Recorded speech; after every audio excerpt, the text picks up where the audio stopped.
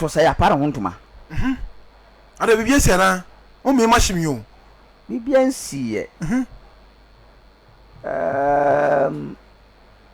a check that by deadline check Wednesday deadline 11:59 p.m. you just has with my register na hey you want to say how to register at say you just want bit my register but no me machine you just has bit my register set Osei na hey you just want bit my register set Osei na set the last club or boy you know Yakwachi I say Yakwachi ya ni aje say na okoba bifufu na akope o de mo no unu no me koso ni pani padua mu kra isa de tie yesi a we twetwe nsem we Sami set Osei e chena deadline chena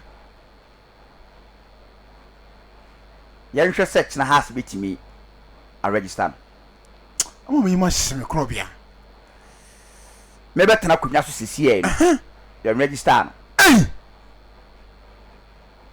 me betena kwanya so sisi no you register no na set the last team of boy and born with Israel and they also IT sniff hoye dey eba sure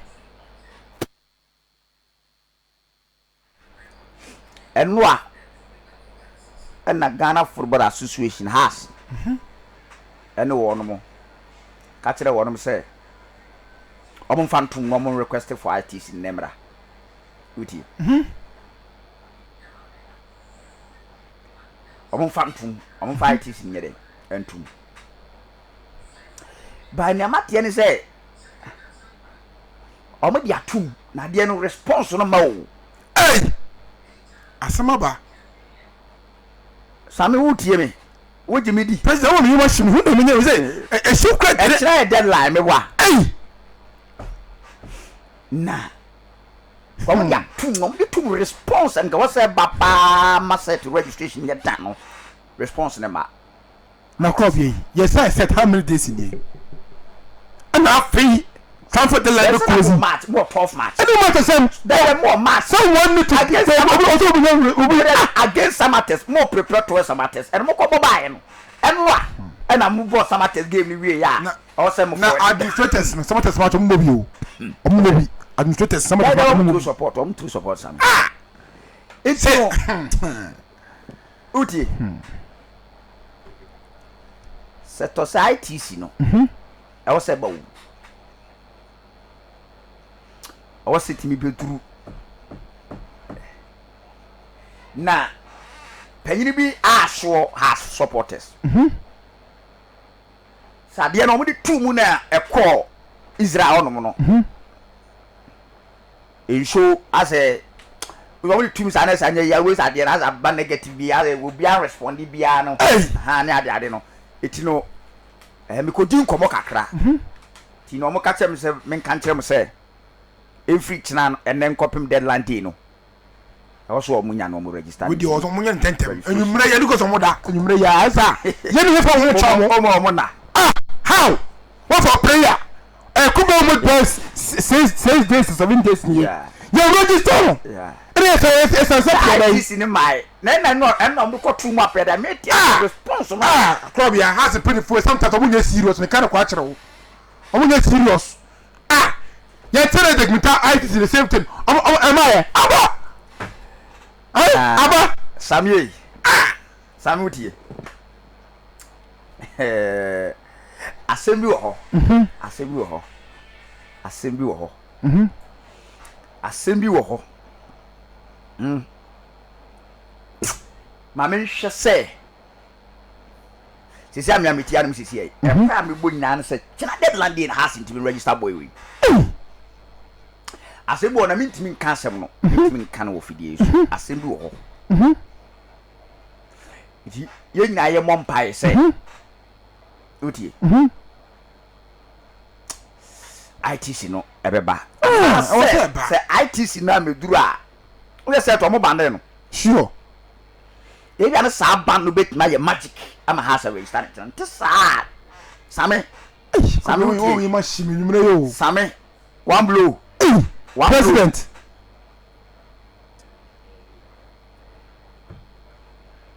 okay yam fancy president penny me won shut down family ase wo dia abo pusa wo condition ta 16 but if you tell me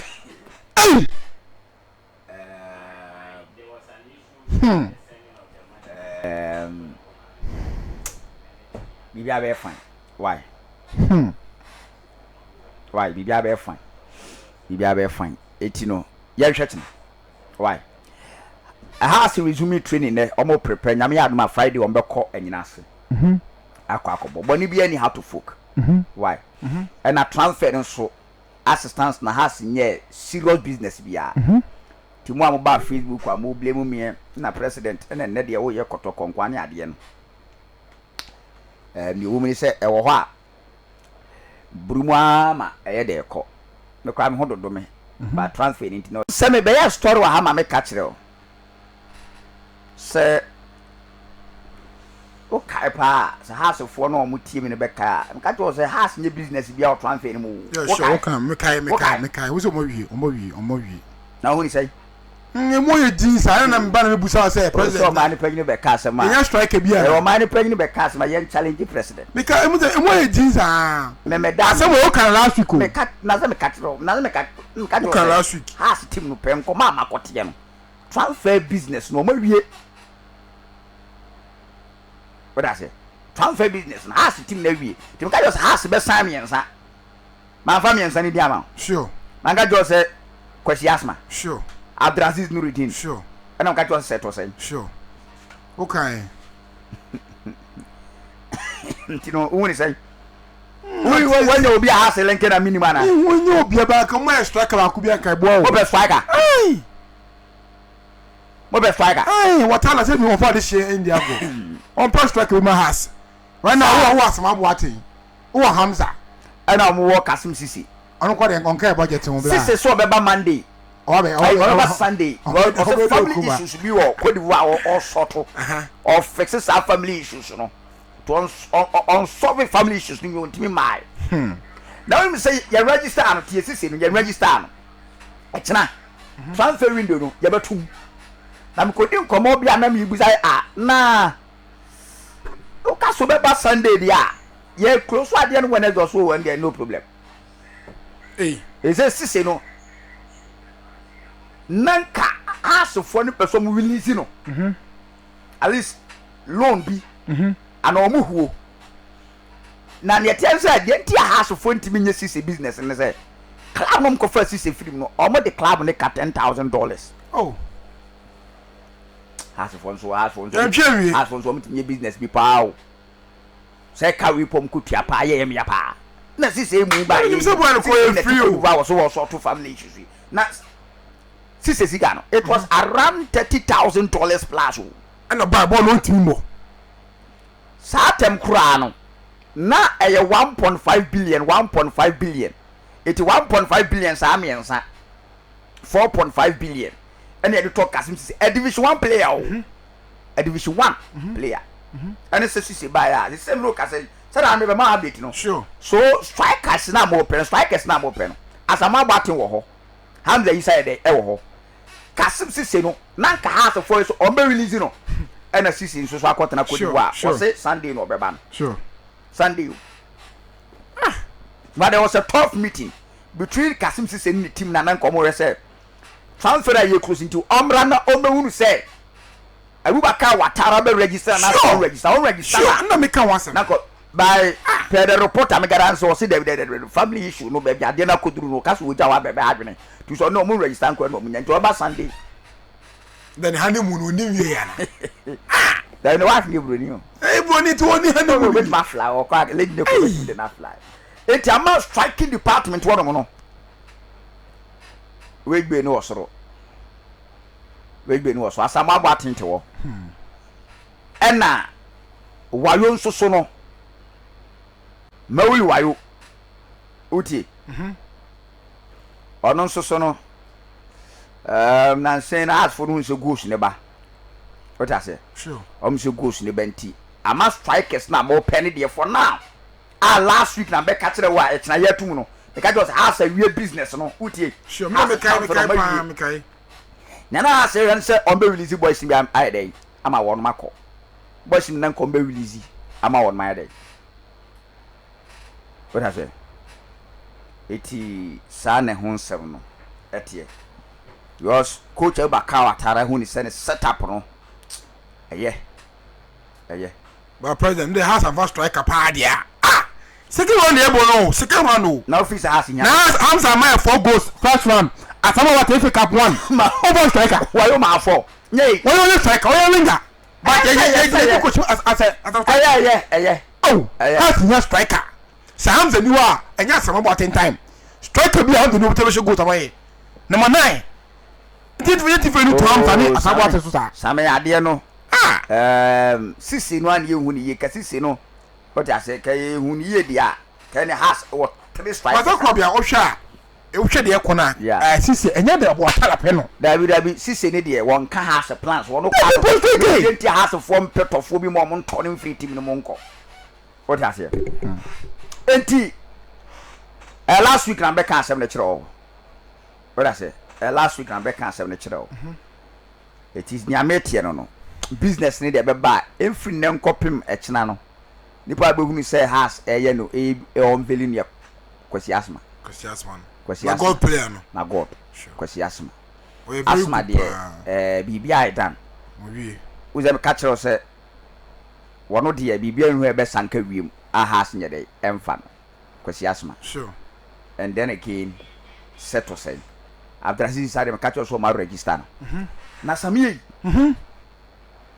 why fully fit amen what training sessions out in fact now wono Freddy Kasai afi Benjamin Tum ene Sedu Fatao and afi Baba Kamara sure no mu nyina 4 goalkeepers ye bono mai na aya kono aye deja wada kwajache eti koroko goalkeepers 9 nyina abedu mu nyina aba abedu chese ne goalkeeper Freddy Kasai nso wono nso adwane chese ne nyasem ketwa akwakoye ne gisem eti Asante-Kotoko goalkeeping department no honso so amiyi pa wow amiyi pa enti no quick update am de honsem no mawo now and I mean said ante what I say because fitness ni no ho ti men shada enchesa ti omene dasui out me say Benjamin Chum afi Freddy Kasai ene Fatao seed o go keep person no me ma pa o no me ma pa sorry pa I said on it say as it stands now there so a second Kamara Tuno ai Kamara Tuno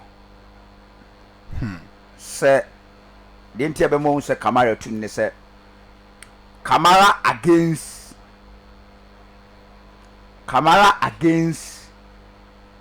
Nations FC. What I say? Nations FC. Who born at the session? Sure.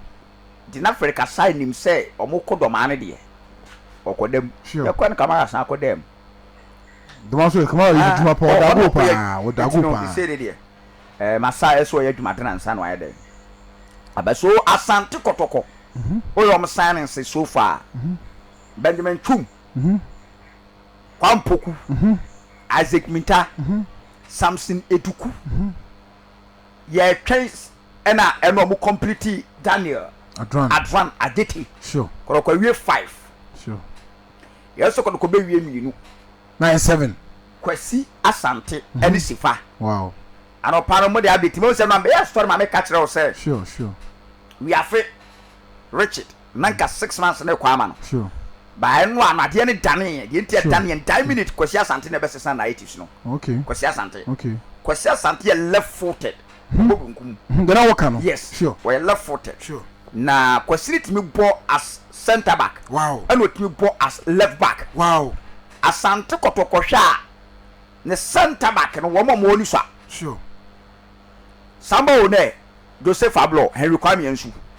first no nanka Jasibile omo consider as center back it means Kotoko aba be na 4 center back but name Jasibile no on return ma hobio it don't feel as a Kwasi Asante ba no ma sa option at the same time obet me deputize Patrick Asiedu why not okay enti ama wi afi de the assistance na edum okay etina je betum na men kofobia na men fa kakra mfi ho left footed okay me wo sem nia ya kwa che se Martin Kakari wo ho no bot 10 right hand 10 so bot 10 no so Kakari kwa bon wo wing so ya na obre onye effective o dream bo hoda ya no onye effective what time na try so be use boy na akọ wing so yeah o man ne panyin ne kaki ni mian to etini ne tem se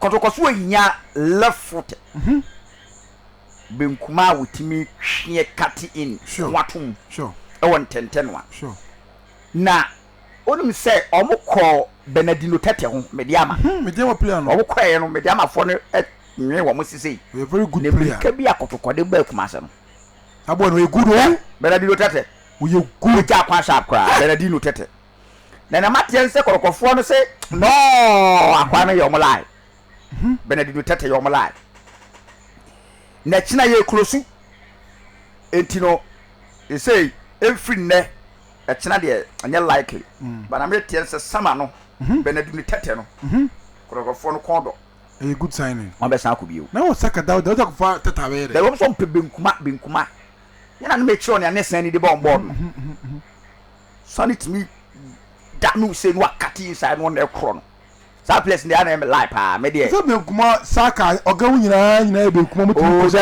oga wu nyina right obo pe left footed nya obo benkuma nkasa saka na onye benkuma right saka da e bo right oga bo right bitami do akwa bo right what I say ba ko wingers ni nyina o me ye right footed okay on top the ba ya na left footed ba ya so o bottom no me de ho no to mo pe left footed o make map to na twebe 7 ho to bot 2 hours ti say we shake you see our captain na no okwa na sa na kutum eti Benedino Tete din no ba wo so ma twere de ato no mo enne de copy machine be close transfer no we say no na be ye Kwasi Asante de sure Kwasi Asante sure ya be ye Kwasi Asante man opay mo sa another development ba there's another play offensive ha eti na metien said ne ene tina Kotoko Asante-Kotoko be complete me anyway Asante-Kotoko be complete me anyway and sana transfer no makrosu wow who say no be catch say me ko efo na Kotoko request Kwasi Asante